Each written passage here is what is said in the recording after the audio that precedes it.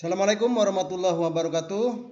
Selamat berjumpa kembali dengan video pembelajaran medan listrik dan kapasitor. Pada video kali ini kita akan membahas secara khusus mengenai kapasitor. Namun sebelum kita jauh membahas mengenai kapasitor, kita akan membahas dahulu mengenai medan listrik. Kita akan mulai dengan medan elektrostatik. Jika ada dua buah plat bagian atas yang kita sebut dengan plat positif, ya, plat A, kemudian di bawah ini ada plat B, ya, berwarna hitam, ya, plat A berwarna merah.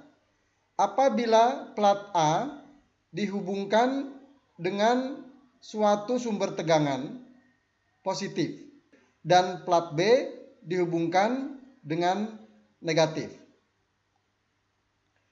maka pada kedua plat tersebut, ya, A dan B, akan terjadi medan elektrostatik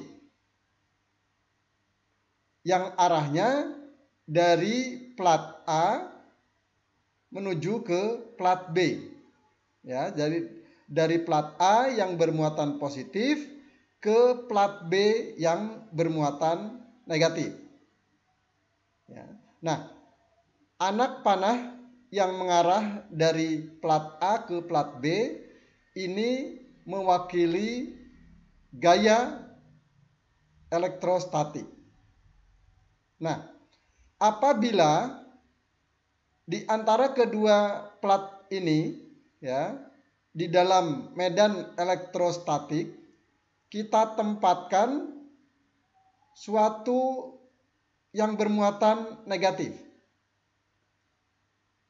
ya, maka muatan negatif ini akan mendapat suatu gaya yang arahnya akan mendorong muatan negatif ini menuju ke plat yang bermuatan positif. Nah, hal yang sama jika di dalam medan elektrostatik ini kita tempatkan muatan positif, maka akan ada gaya juga yang arahnya berbeda dengan yang tadi, ya. Jadi arahnya sekarang adalah menuju ke plat negatif. Ya. Jadi jika kita menempatkan suatu muatan positif di dalam medan elektrostatik ini, maka muatan positif ini akan mendapatkan gaya yang arahnya menuju ke plat negatif. Nah, jadi di setiap daerah yang berada di antara plat A dan plat B, dan jika ada muatan listrik diletakkan di antara plat A dan plat B tersebut, ya, maka muatan listrik itu akan mendapatkan gaya. Muatan negatif dia akan mendapatkan gaya yang arahnya menuju ke plat positif. Sedangkan muatan positif akan mendapatkan gaya yang arahnya menuju plat negatif. Nah, jadi daerah yang berada di antara plat positif atau plat A dan plat negatif atau plat B ini kita sebut dengan medan elektrostatik, ya. Jadi medan elektrostatik ini ada karena di antara plat A dan plat B muatannya berbeda, ya. Nah, sehingga jika ada dua plat yang memiliki muatan yang berbeda, ya, satu plat bermuatan positif dan satu plat bermuatan negatif, maka di antara kedua plat tersebut akan terbentuk medan elektrostatik. Nah, arah gaya ya pada medan elektrostatik ini diwakili dengan anak panah yang arahnya dari plat positif menuju ke plat negatif. Ini ya. Nah, jadi gaya yang terjadi di antara plat positif dan plat negatif di dalam medan elektrostatik ini diwakili oleh anak panah yang arahnya dari plat positif ke plat negatif. Ya, nah gaya-gaya ini yang berada persis di antara plat positif dan plat negatif bentuknya lurus, ya lurus. Tetapi yang di luar area antara plat positif dan plat negatif dia membentuk lengkungan seperti ini, ya. Nah, baik ya. Kemudian jika suatu muatan positif ya terletak berdekatan dengan suatu muatan negatif, maka di antara muatan positif dan muatan negatif ini terdapat garis-garis gaya ya. Ini garis-garis imajiner ya. Jadi menunjukkan garis-garis ini menunjukkan adanya gaya tarik menarik ya, atau nanti ada tolak menolak gitu ya. Jadi garis-garis gaya ini mewakili gaya tarik menarik atau gaya tolak menolak nanti ya, tergantung nanti muatannya positif dan negatif atau positif dan lain-lainnya ya. Jadi gaya tarik menarik atau tolak menolak di antara suatu muatan listrik ini berbanding lurus dengan besarnya muatan dan berbanding terbalik dengan jarak kuadrat ya. Jadi kalau kita perhatikan ilustrasi ini ya, gambar ini ya, kira-kira gaya yang terjadi ya, gaya tarik menarik atau gaya tolak menolak itu berbanding lurus dengan besarnya muatan yang ada dan berbanding terbalik dengan jarak kuadrat ya. Nah, atau ya gaya sama dengan K dikali dengan muatan 1 ya, muatan 2 dibagi dengan jarak kuadrat. Nah, K ini adalah sebuah konstanta.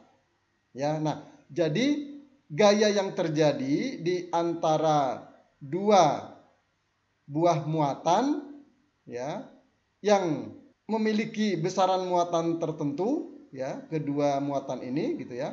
Maka gaya yang terbentuk itu adalah sama dengan K kali Q1 Q2 per D kuadrat. Jadi muatan 1, muatan 2 dibagi jarak kuadrat di antara muatan-muatan tersebut ya. Nah, menurut hukum Coulomb ya, K ini besarnya adalah 9 kali 10 pangkat 9 ya. Konstanta K ini besarnya 9 kali 10 pangkat 9.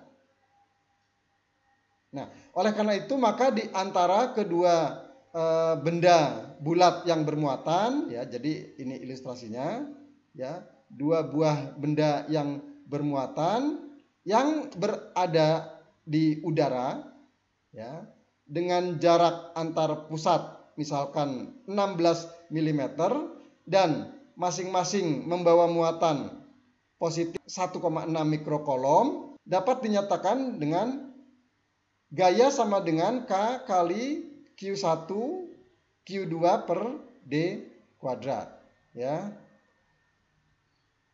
Sama dengan 9 kali 10 pangkat 9 dikali 1,6 ya. Di sini muatan 1 ya, karena di sini masing-masing membawa muatan 1,6 mikrokolom ya, 1,6 mikrokolom ya. 1,6 kali 10 pangkat min 6. Ini kita jadikan kolom ya. Jadi mikro ini sejuta kolom ya, sehingga di sini kita jadikan kesatuan kolom 1,6 kali 10 pangkat min 6 ya, kuadrat ya. Mengapa kuadrat? Karena Q1 dan Q2 ini masing-masing muatannya 1,6 mikrokolom ya. Jadi ini Q1 Q2 sama, maka Q1 kali Q2 ini kita tuliskan menjadi kuadrat ya, karena besaran angkanya di sini sama ya. Kemudian dibagi dengan jarak ya antar muatan tersebut, di sini 16 mm ya. Kita tuliskan di sini 16 kali 10 pangkat min 3 ya, karena di sini adalah satuannya milimeter ya.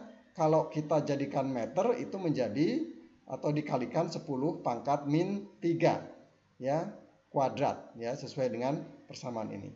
Jadi gaya yang terjadi di antara dua muatan yang memiliki 1,6 mikrokolom muatannya dengan jarak 16 mm di antara kedua muatan tersebut, gaya yang terjadi sebesar 90 Newton ya. Nah, ini sebagai ilustrasi ya. Nah, kemudian ya, kalau tadi kita gambarkan bahwa plat A bermuatan positif gitu ya, dan plat B bermuatan negatif gitu ya. Ini kita gambarkan ada dua buah plat ya, seperti ini ya. Plat yang sebelah kanan ini berwarna biru muda ya. Ini terhubung dengan suatu sumber tegangan ya, bagian positif. Kemudian plat yang lainnya sebelah kiri ini terhubung dengan sumber tegangan ya pada polaritas yang negatif. Nah, di antara kedua plat ya yang positif dan negatif ada jarak sebesar D ya. Ada sumber tegangan sebesar V volt ya. Jarak antar plat sebesar D ya. Maka kuat medan listrik yang ada di antara plat positif dan plat negatif dengan jarak sebesar D adalah E sama dengan V per D dengan satuan volt per meter ya.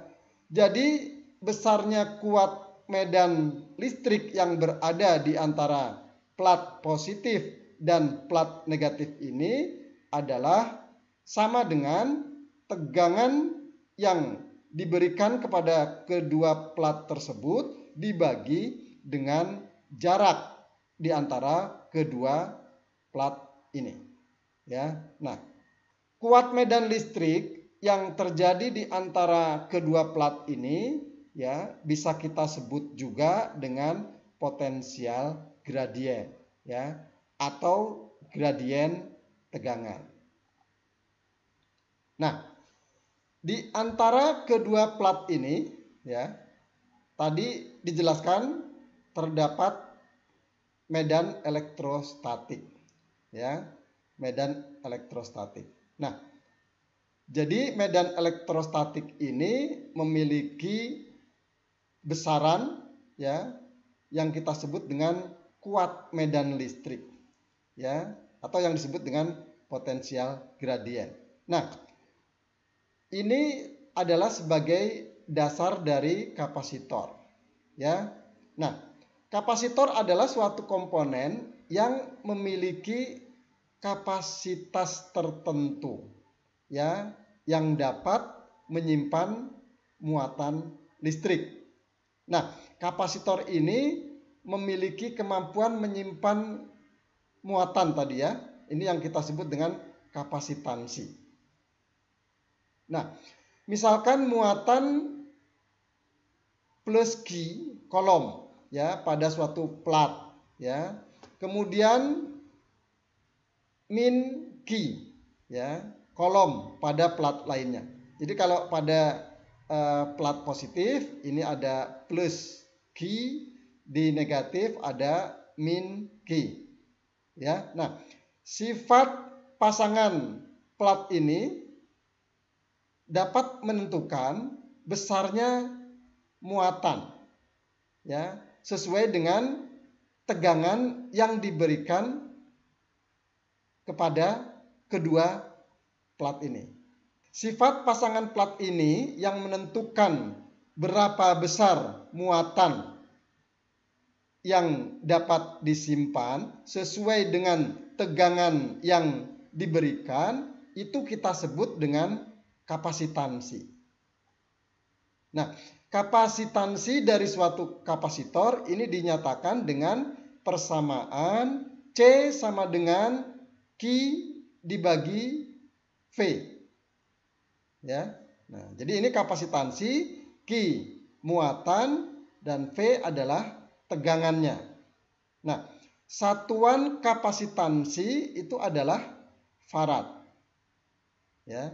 Nah, namun di lapangan ya meskipun satuannya farad, aplikasinya satuan yang dipakai ini banyak menggunakan mikrofarad. Ya, ini sejuta farad ya atau 10 pangkat min 6 farad. Ya. Atau banyak yang menggunakan juga picofarad. Ya, ini sama dengan 10 pangkat min 12 farad ya.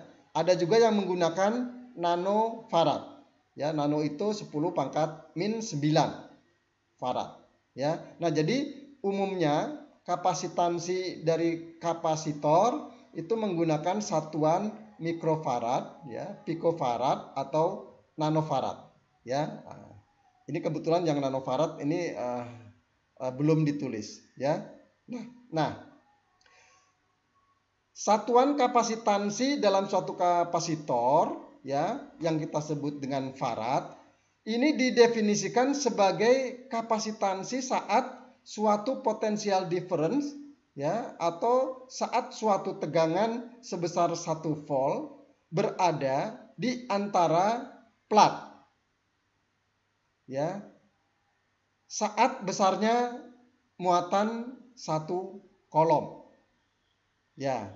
Jadi satuan kapasitansi farad ya ini didefinisikan sebagai kapasitansi pada saat suatu tegangan atau potential difference sebesar 1 volt ya berada di antara kedua plat ya saat menyimpan muatan 1 kolom. Ya,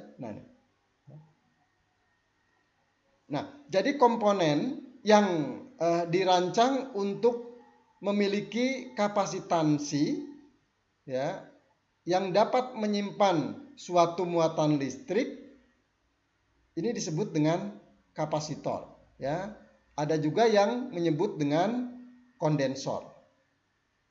Nah, jadi ini kapasitor. Ya, komponen yang memang dirancang untuk memiliki kapasitansi ya yang dapat menyimpan muatan listrik ya. Nah, secara sederhana tadi sudah dijelaskan bahwa kapasitor itu terdiri dari 2 plat yang dipisahkan ya.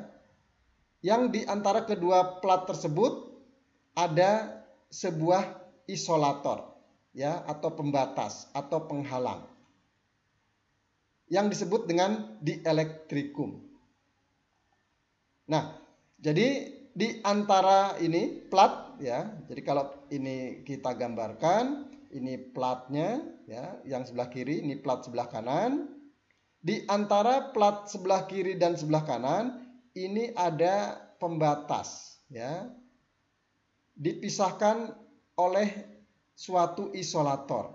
Nah, pembatas atau pemisah antara plat yang satu dengan plat yang lainnya di dalam suatu kapasitor kita sebut dengan dielektrikum. Nah, kapasitor ini dapat menyimpan sejumlah listrik statis.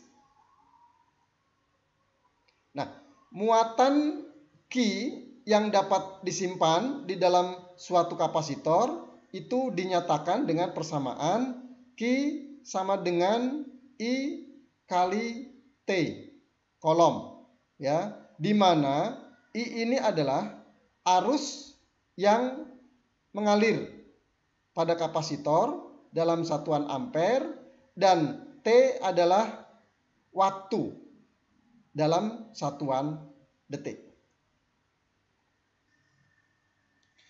Ya, baik. Selanjutnya kita lihat contoh soal 1, ya.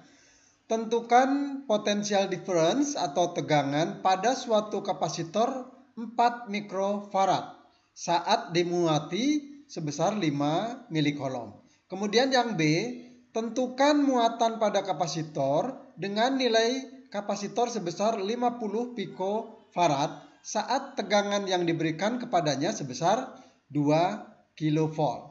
Ya, baik ya. Dari data-data yang ada pada soal, maka kita memiliki nilai kapasitansi, ya, sebesar 4 mikrofarad di sini, ya. Kemudian kita jadikan dalam satuan farad sehingga menjadi 4 kali 10 pangkat min 6 farad, ya. Kemudian kita juga memiliki muatan sebesar, ya, sebesar 5 milikolom.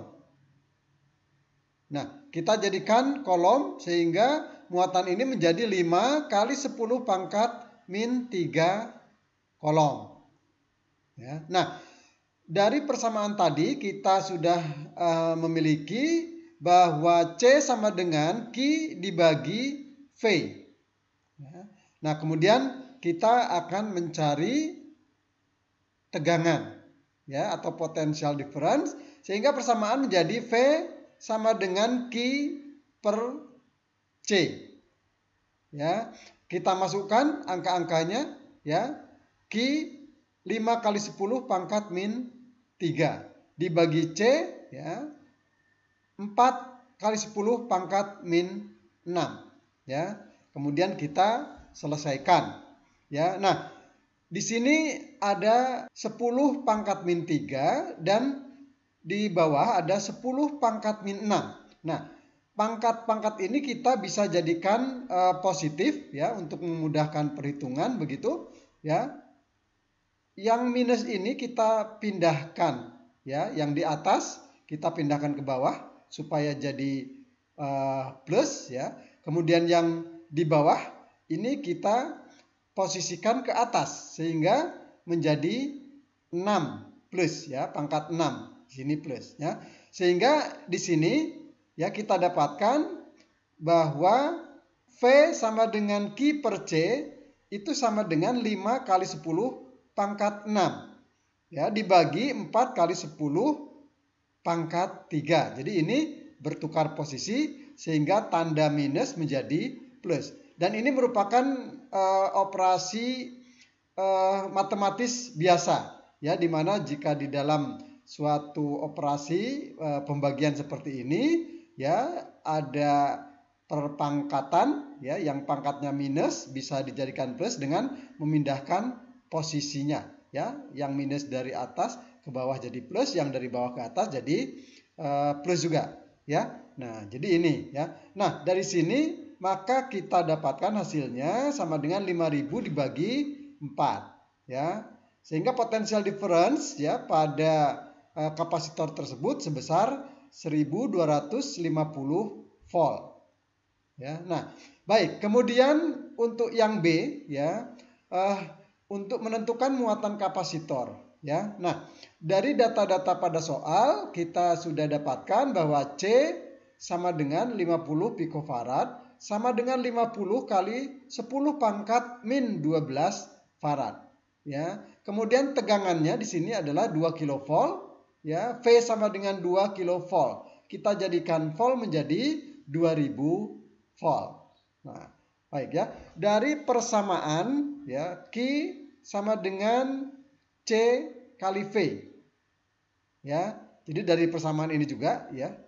Jadi kalau kita ambil Q-nya, ya, maka Q sama dengan C dikali V. Ya, kita masukkan data-datanya. C-nya, ya, 50 kali 10 pangkat min 12. Kemudian dikali V 2000. Ya, sehingga kita dapatkan 5 kali 2 dibagi 10 pangkat 8. Jadi ini juga operasinya seperti yang tadi dijelaskan di sini. Jadi ini bisa kita sederhanakan sehingga hasilnya menjadi 0,1 kali 10 pangkat min 6, ya. Jadi muatan pada kapasitor tersebut sebesar 0,1 mikrokolom. Contoh yang kedua, ya.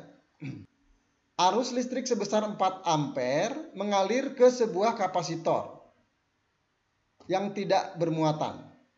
Ya. Arus tersebut mengalir selama 3 milidetik.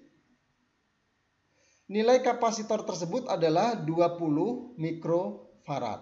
Tentukan potensial difference di antara kedua plat kapasitor tersebut. Nah, baik ya, di antara data-data yang ada kita sudah memiliki, ya, arus yang mengalir sebesar 4 ampere. Ya, kita tulis di sini, ya. Kemudian kapasitas kapasitor tersebut adalah 20 mikrofarad. Ya, kita jadikan farad sama dengan 20 kali 10 pangkat min 6 farad. Ya. Nah, dari sini kita diminta untuk menentukan potensial difference, ya. Nah, kemudian data yang lainnya itu adalah waktu arus mengalir selama 3 milidetik, ya. 3 kali 10 pangkat min 3 detik, ya.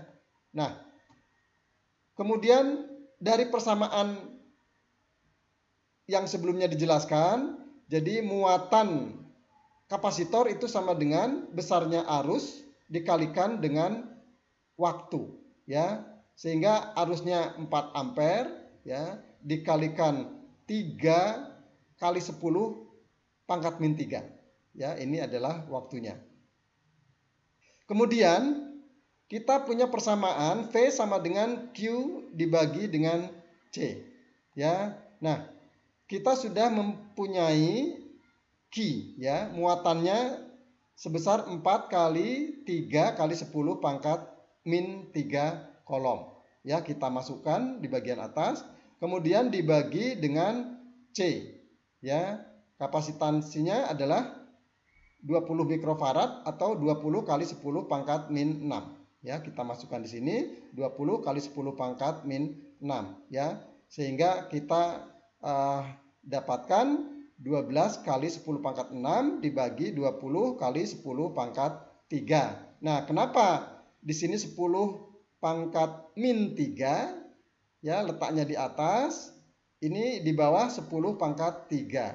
Ya, ini seperti yang tadi, ya. 10 pangkat min 6 pindah ke atas menjadi 10 pangkat 6, jadi plus, ya. Operasinya seperti yang tadi. Jadi ini pangkatnya bisa positif dengan memindahkan ke bawah.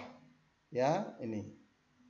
Yang 10 pangkat min 6, ya, min 6 ini jadi pangkat yang positif, kita pindahkan ke posisi atas, ya, sehingga kita dapatkan di sini 12 kali 10 pangkat 6 dibagi 20 kali 10 pangkat 3, ya, sehingga kita dapatkan 0,6 kali 10 pangkat 3, ya, sama dengan 600 volt. Ya, jadi tegangan yang terjadi pada kapasitor yang dialiri arus sebesar 4 ampere selama 3 milidetik dan nilai kapasitor tersebut adalah 20 mikrofarad, ya, maka tegangan yang terjadi pada kedua plat kapasitor itu sebesar 600 volt, ya.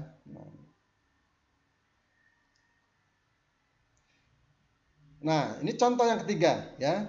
Sebuah kapasitor sebesar 5 mikrofarad diisi sehingga potensial difference ya atau tegangan yang terjadi pada kedua platnya sebesar 800 volt ya. Tentukan berapa lama kapasitor tersebut dapat memberikan arus pengeluaran rata-rata sebesar 2 miliampere. Dari data yang ada, kita memiliki kapasitansi kapasitor tersebut 5 mikrofarad sama dengan 5 kali 10 pangkat min 6 farad. Ya, kemudian tegangannya adalah 800 volt. Ya, arus yang dikeluarkan rata-rata ini 2 miliampere. Ya, 2 miliampere sama dengan 2 kali 10 pangkat min 3 ampere. Ya. Nah, kemudian tadi kita sudah memiliki persamaan Q sama dengan C kali V. Ya, kita masukkan C-nya 5 kali 10 pangkat min 6 ya. Dikalikan V-nya 800 ya, kali 800 ya. Sehingga kita peroleh 4 kali 10 pangkat min 3 kolom. Nah, kemudian berapa lama kapasitor itu dapat memberikan arus pengeluaran rata-rata sebesar 2 miliampere ya. Ya, dari persamaan tadi Q sama dengan I kali T kita keluarkan atau kita ambil T ya, maka T sama dengan Q dibagi I.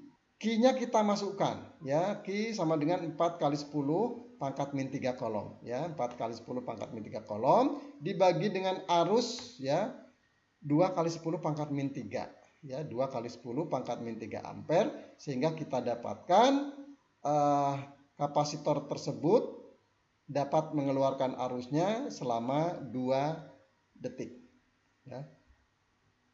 Ya, baik ya, kita lanjutkan. Nah, dari beberapa contoh soal ya, dari 3 contoh soal tersebut, silahkan dicoba untuk menghitung ya beberapa besaran yang ditanyakan ya pada latihan soal ini ya. Ada 3 latihan soal yang harus dijawab ya. Latihan soal yang pertama, suatu kapasitor 5 mikrofarad dimuati sebesar 6 mikrokolom. Berapakah potensial difference pada kapasitor tersebut? Ya, kemudian yang B, kapasitor dengan nilai 55 picofarad diberi tegangan sebesar 14 kilovolt. Tentukan muatan pada kapasitor tersebut. Ya. Kemudian latihan yang kedua, arus listrik sebesar 3 ampere mengalir ke suatu kapasitor yang tidak bermuatan selama 5 milidetik. Nilai kapasitor tersebut adalah 25 mikrofarad. Ya. Tentukan potensial difference di antara kedua plat kapasitor tersebut. Kemudian latihan yang ketiga. Sebuah kapasitor diisi sehingga potensial difference pada kedua platnya menjadi 850 volt. Jika kapasitor itu memiliki nilai 6 mikrofarad, tentukan berapa lama kapasitor tersebut dapat memberikan arus pengeluaran rata-rata sebesar 3 miliampere. Silahkan dikerjakan ya.